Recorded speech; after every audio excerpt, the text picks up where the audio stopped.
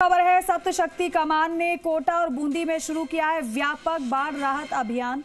भारतीय सेना की सप्तशक्ति कमान अटूट है, प्रतिबद्धता के साथ जुटी है बाढ़ राहत अभियान में। ऑपरेशनल रेडीनेस और मानवीय संवेदनाओं का परिचय देते हुए बाढ़ पीड़ितों तक पहुंच रही है तुरंत राहत।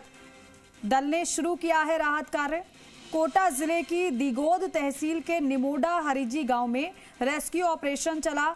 200 से ज्यादा ग्रामीणों को सकुशल रेस्क्यू कर ले जाया गया सुरक्षित स्थान पर। साथ ही साथ राहत दल द्वारा प्रभावित परिवारों को भोजन, पेयजल और दवाई सहित अन्य आवश्यक सामग्री भी उपलब्ध कराई गई है। लेफ्टिनेंट कर्नल निखिल धवन, जनसंपर्क अधिकारी रक्षा ने इस बात की जानकारी दी है।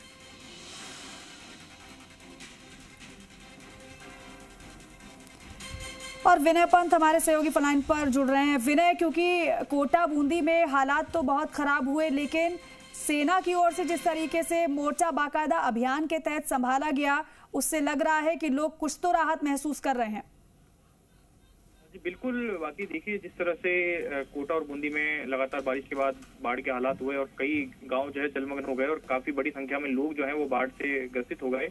ऐसे में सप्तशक्ति कमान ने कोटा और बूंदी में व्यापक स्तर पर बाढ़ राहत अभियान शुरू किया और भारतीय सेना की जो सप्तशक्ति कमान है उसने अटूट प्रतिबद्धता के साथ इस बाढ़ राहत अभियान के तहत कार्रवाई की। और मैं बताना चाहूंगा, कोटा जिले के जो दिगोद तहसील में निमोडा हरिजी गांव है, वहां पे रेस्क्यू ऑपरेशन चलाकर 200 से अधिक ग्रामीण, जिसमें बुजुर्ग, महिलाएं, बच्चे सभी शामिल हैं, उनको सकुशल रेस्क्यू करके सुरक्षित स्थान पर ले जाया गया।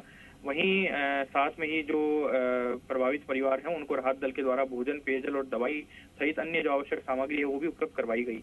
और ये जो रेस्क्यू ऑपरेशन है वो इसी तरह से जारी है और जो भारतीय सेना की सप्तशक्ति कमान है वो पूरी अटूट प्रतिबद्धता के साथ इस तरह के रेस्क्यू ऑपरेशन में जुटी हुई है। जी ठीक है विनय, शुक्रिया जानकारी के लिए। और इसलिए कहा जाता है कि दुश्मनों से भी सेना रक्षा करती है और साथ ही साथ किसी भी आपात स्थिति में भी लोगों की सुरक्षा के लिए तत्पर रहती है हमारी सेना। ये तस्वीरें वही बयां कर रही है।